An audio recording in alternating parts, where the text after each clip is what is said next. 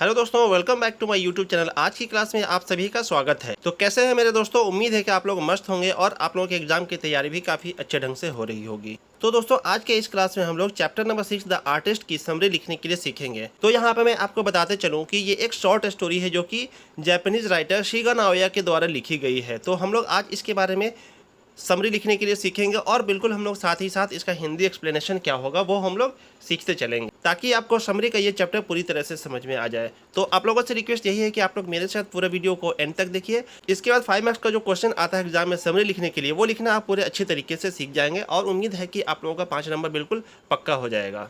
तो दोस्तों, जैसा कि मैंने आपको बताया कि ये एक जापानीज राइटर शिगा नाओया के द्वारा लिखी गई एक शॉर्ट स्टोरी है। तो यहाँ पे मैं आपको बताते चलूँ कि शिगा नाओया का जन्म हुआ था 20 फरवरी 1883 को जापान में और इनकी मृत्यु हुई थी 21 अक्टूबर 1971 को जापान में। ये एक जापानीज नॉवेलिस्ट यानी कि एक जापानीज उपन्यासकार थे और एक शॉर्ट स्टोरी राइटर थे, यानी कि एक लघु कथा राइटर थे, लघु कथा के लेखक थे। ये ज़्यादातर उपन्यास लिखते थे और शॉर्ट स्टोरी लिखा करते थे। तो अब आपको करना क्या है कि यहाँ पे बस उनका जन्म का वर्ष याद करना है 1883 और मृत्यु का वर्ष याद करना है 1971। तो दोस्तों, यहाँ पे मैं आपको बताते चलूँ कि जब भी हम लोग किसी चैप्टर का समरी लिखते हैं तो वहाँ पे हम लोग को सबसे पहले 3-4 लाइन राइटर के बारे में लिखना जरूरी होता है। और उसके बाद सबसे इंपॉर्टेंट चीज़ ये है कि इसमें आपको 2-3 ऑब्जेक्टिव क्वेश्चंस आ गए होंगे, जैसे कि ये जो चैप्टर है दी आर्टिस्ट किनके द्वारा लिखा गया है, उनका जन्म कब हुआ था, उनकी मृत्यु कब हुई थी, वो कहाँ के राइटर थे। इस तरह के 3-4 क्वेश्चंस ऑब्जेक्टिव वाले बिल्कुल आपको अभी याद हो गए होंगे। तो चलिए अब हम लोग आज के इस टॉपिक पे फोकस करते हैं। दी आर्टिस्ट का समरी क्या होगा, कैसे हम लोग लिखेंगे, वो हम लोग सीखते हैं। लाइन बाय लाइन में आपको बताऊंगा, हिंदी में एक्सप्लेन करके भी मैं आपको बता दूंगा, ताकि आपको किसी भी तरह का कोई भी जरा सा भी कन्फ्यूजन नहीं रहे। चलिए हम लोग चैप्टर को स्टार्ट करते हैं। तो फर्स्ट लाइन में हम लोग लिखेंगे the artist is a short story written by Shiga Naoya. तो ये जो चैप्टर है जिसका नाम है द आर्टिस्ट, ये एक शॉर्ट स्टोरी है, एक लघु कथा है, रिटन बाय शिगा नाओया, यानी कि शिगा नाओया के द्वारा लिखी गई है। इन this story he has focus that, इस स्टोरी में उन्होंने बिल्कुल फोकस किया। फोकस का मतलब उस पर प्रकाश डाला है। That how is the talent of youngsters spoiled, तो स्पॉइल्ड का मतलब यहाँ पे होता है बर्बाद करना। तो इस स्टोरी में फोकस किया गया है कि किस तरह से एक युवा बच्चे का टैलेंट, उनके हुनर को बर्बाद कर दिया जाता है। इस स्टोरी में यही बताया गया है। यंगस्टर का मतलब हो जाता है युवा, आप लोग जानते ही होंगे, मैं आपको बता देता हूँ। तो स्टार्टिंग में हम लोग इस तरह से लिखेंगे कि the artist is a short story written by Shiga Naoya. In this story he has focused that how is the talent of a youngster spoiled, यानी कि ये जो चैप्टर है एक शॉर्ट स्टोरी है जो कि शिगा नाओया के द्वारा लिखी गई है। और इस चैप्टर उन्होंने बताया है कि कैसे एक युवा बच्चे के टैलेंट को, उसके हुनर को बर्बाद कर दिया जाता है। आगे हम लिखेंगे CB is a 20 years old Japanese boy, यानी कि ये इस चैप्टर का, ये इस कहानी का जो एक मेन कैरेक्टर है उसका नाम है सीबी। वो एक 12 साल का जापानीज लड़का है। Who lives in a harbour town, जो कि एक हार्बर टाउन यानी कि बंदरगाह शहर में रहता है। हार्बर टाउन का मतलब वही होता है जो समंदर के किनारे जो टाउन या सिटी बसे हुए होते हैं, जहाँ पे बंदरगाह होती है, उसको हम लोग हार्बर टाउन कहते हैं। बंदरगाह वाले शहर इसको कहा जाता है। इस कहानी का मुख्य कैरेक्टर, मुख्य किरदार है वो एक सीबी नाम का लड़का है जो कि 12 साल का है, एक जापानीज लड़का है और वह एक हार्बर टाउन में रहता है, बंदरगाह वाले टाउन में रहता है। He reads in A primary school, वह एक प्राइमरी स्कूल में, एक प्राथमिक स्कूल में, प्राथमिक विद्यालय में पढ़ता है। He is fond of collecting gourds, वह बिल्कुल पूरी तरह से शौकीन है गोड्स यानी कि कद्दू को कलेक्ट करने में, जमा करने का शौकीन है। फॉन्ड ऑफ का मतलब होता है शौक और कलेक्ट करना का मतलब होता है जमा करना। गॉड्स का मतलब होता है कद्दू। तो ये जो जापानीज लड़का जिसका नाम है सीबी, वह कद्दू जमा करने का शौकीन है। फॉन्ड ऑफ का मतलब शौकीन, मैंने आपको बताया। He experiences new techniques on gods every day, वह प्रतिदिन क्या करता है कि रोज़ के रोज़ नित नए तकनीकी एक्सपेरिमेंट करता है। किस चीज़ों पर? कद्दुओं के ऊपर। वह एक तकनीकी रूप से उस पर प्रयोग करता है, एक्सपेरिमेंट करता है। आगे हम लोग लिखेंगे one day he buys a special gourd, एक दिन क्या होता है कि वह एक स्पेशल कद्दू खरीदता है इन 10 सेंस, यानी कि 10 सेंस में जापानीज मुद्रा का नाम है सेंस। 10 सेंस में एक स्पेशल, एक खास किस्म का कद्दू खरीदता है। And he is so closely connected to it that even he takes it to the school, और वह उस खास कद्दू से बिल्कुल पूरी तरह से कनेक्टेड हो जाता है, बिल्कुल उससे लगाव हो जाता है, उससे जुड़ जाता है कि यहाँ तक कि वह उसको साथ में अपने स्कूल भी लेकर के चला जाता है। कनेक्टेड का मतलब हो गया उससे बिल्कुल जुड़ जाता है।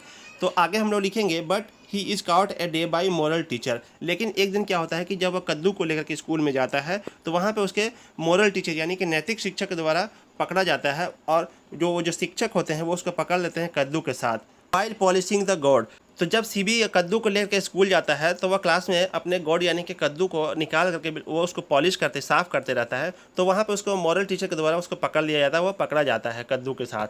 इन the class he is excluded. तो क्लास में क्या होता है कि वह फिर वहाँ पे डांटा जाता है। मॉरल टीचर उसको डांटते हैं काफ़ी ज़्यादा, कद्दू के साथ देखने के बाद गुस्सा हो जाते हैं और उसको डांटते हैं। तो इस पैराग्राफ में है कि एक दिन क्या होता है कि सीबी कद्दू को लेकर के चला जाता है अपने स्कूल में। वहाँ पे मॉरल टीचर के द्वारा वह पकड़ा जाता है। वो क्या करता है कि क्लास में कद्दू को निकाल के पॉलिश करता है, उसको साफ करता है, तो मॉरल टीचर के द्वारा वो पकड़ा जाता है।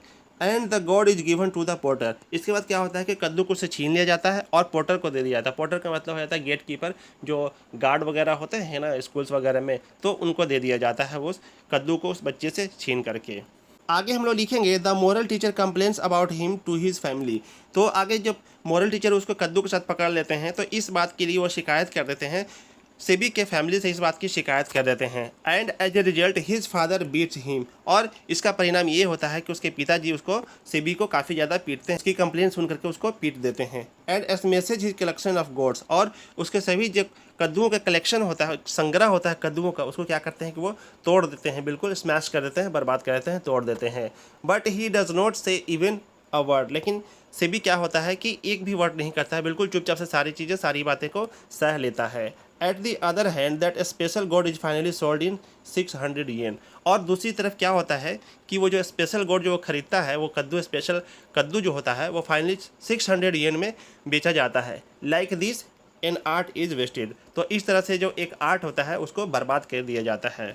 तो इस पैराग्राफ में मुख्य रूप से मेन बातें यही है कि मोरल टीचर क्या करते हैं कि सेबी की कंप्लेन कर देते हैं उसकी फैमिली से, और इसके परिणाम स्वरूप, इसके फलस्वरूप उसके जो पिता होते हैं वो उसको पीट देते हैं और उसके सभी कद्दुओं के संग्रह को स्मैश कर देते हैं, तोड़ देते हैं, बर्बाद कर देते हैं। लेकिन सेबी एक भी वर्ड, एक भी शब्द नहीं कहता है। और दूसरी तरफ क्या होता है कि वो जो स्पेशल कद्दू होता है वो 600 येन में बिका जाता है। तो सेबी जिस कद्दू को 10 सेंट्स में खरीदता है उसको 600 येन में बेचा जाता है। आप लोग इसको इस तरह से समझ सकते हैं कि ये येन और सेन मुद्रा का नाम है। जैसे कि हमारे यहाँ रुपया और पैसा होता है, तो सपोज मान लीजिए कि आप लोगों ने कोई भी चीज़ 10 पैसे में खरीदा और उसको 600 रुपीज़ में बेचा गया, तो सोचिए कितना ज़्यादा फायदा हुआ होगा। तो यहाँ पर भी वही केस होता है कि 10 सेंट्स में खरीदा हुआ कद्दू 600 येन में बिकता है। तो इस तरह से जो एक आर्ट होता है, एक टैलेंट होता है, उसको बर्बाद कर दिया जाता है। इसके बाद हम लोग आगे कंक्लूजन लिखेंगे समरी का। Finally it's an awesome presentation of Shiga Naoya where he is beautifully shows that how is the talent wasted by the family and the mentor. तो हम लोग यहाँ पे यह कह सकते हैं कि यह शिगा नाओया का एक बहुत ही शानदार प्रस्तुति, शानदार शॉर्ट स्टोरी, शानदार कहानी है, जहाँ उन्होंने काफ़ी खूबसूरती से बताया है, दिखाया है कि किस तरह से किसी व्यक्ति का, किसी बच्चे का टैलेंट उसके घर वालों और उसके मार्गदर्शक के द्वारा बर्बाद कर दिया जाता है। मेंटोर का मतलब होता है मार्गदर्शक, तो मार्गदर्शक के द्वारा किस तरह से बर्बाद कर दिया जाता है। मेंटोर को हम लोग टीचर भी कह सकते हैं। तो यहाँ पे ये हम लोग कह सकते हैं कि शिगा नाओया की एक शानदार कहानी है, जहाँ पे उन्होंने बहुत ही खूबसूरती से ये दर्शाया है कि किस तरह से एक व्यक्ति का टैलेंट उसके घर वालों और उसके टीचर या फिर मार्गदर्शक के द्वारा वेस्ट कर दिया जाता है, स्पॉइल कर दिया जाता है, बर्बाद कर दिया जाता है। तो इस तरह से हम लोग इस चैप्टर का समरी लिखेंगे। मैं आपके लिए पढ़ देता हूँ, आप लोग इसको याद कर लीजिएगा। अपने कॉपी में आप लोग नोट डाउन भी कर सकते हैं। The artist is a short story written by Shiga Naoya. In this story he has focused that how is the talent of a youngster spoiled. Sibi is a 20 years old Japanese boy who lives in a harbor town. He reads in a primary school. He is fond of collecting gods. He experiences new techniques on gods every day. One day he buys a special god in 10 cents and he is so closely connected to it even he takes it to school. But he is caught a day by a moral teacher while polishing the god in the class. He is scolded and the god is given to the potter. The moral teacher complains about him to his family and as a result his father beats him and smashes his collection of gods. But he does not say even a word. At the other hand, that a special god is finally sold in 600 yen. Like this, an art is wasted. Finally, it's an awesome presentation of Shiga Naoya where he beautifully shows that how is a talent wasted by the family and the mentor.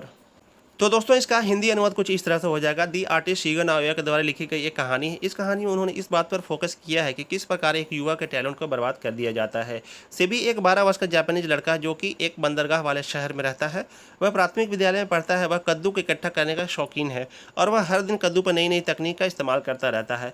और एक दिन वह एक 10 सेन में खरीदता है और वह इससे इतना जुड़ जाता है कि वह उसे अपने स्कूल लेकर के चला जाता है। लेकिन वह एक दिन कद्दू को पॉलिश करते हुए नैतिक शिक्षक के द्वारा पकड़ा जाता है। उसे डांटा जाता है और उसका कद्दू को छीनकर गेट कीपर को दे दिया जाता है। नैतिक शिक्षक इस बात की शिकायत उसके पिता से करते हैं और परिणाम स्वरूप उसे पिता के द्वारा पीटा जाता है और उसके कद्दू को तोड़ दिया जाता है, लेकिन वह लड़का एक शब्द भी नहीं बोलता है और दूसरी तरफ वह विशेष कद्दू 600 येन में बिक जाता है और इस तरह से एक कला को, एक आर्ट को बर्बाद कर दिया जाता है। अंततः यह शिगा नाओया का एक शानदार कहानी है जहां उन्होंने काफ़ी खूबसूरती से दिखाया है कि किस प्रकार किसी व्यक्ति का टैलेंट उसके घर वालों और उसके मार्गदर्शक के द्वारा बर्बाद कर दिया जाता है। तो दोस्तों चैप्टर नंबर 6 द आर्टिस्ट का ये समरी आपको उम्मीद करते हैं कि काफ़ी अच्छा लगा होगा और उम्मीद करते हैं कि आप लोगों को सारी चीज़ें समझ में आ गई होंगी और अब आप लोग एग्जाम में इसको अच्छे तरीके से लिख जाएंगे। तो दोस्तों आपको करना क्या है कि आप वीडियो को लाइक कीजिए, एक प्यारा सा कमेंट कर दीजिए, चैनल को सब्सक्राइब जरूर कीजिए और अपने दोस्तों के साथ शेयर भी कीजिए। आपके लिए इस चैनल पे काफ़ी तरह के कंटेंट मौजूद हैं और आगे हम लोग और भी बहुत सारी चीज़ें लेकर के, जैसे कि ऑब्जेक्टिव क्वेश्चंस, सब्जेक्टिव क्वेश्चंस वगैरह आने वाले हैं। तो आप लोगों को सब्सक्राइब करना और इस चैनल से जुड़ना काफ़ी ज़्यादा ज़रूरी है। आज के इस वीडियो में इतना ही। हम आपसे मिलेंगे अगले किसी वीडियो में, तब तक के लिए थैंक यू सो मच। जय हिंद।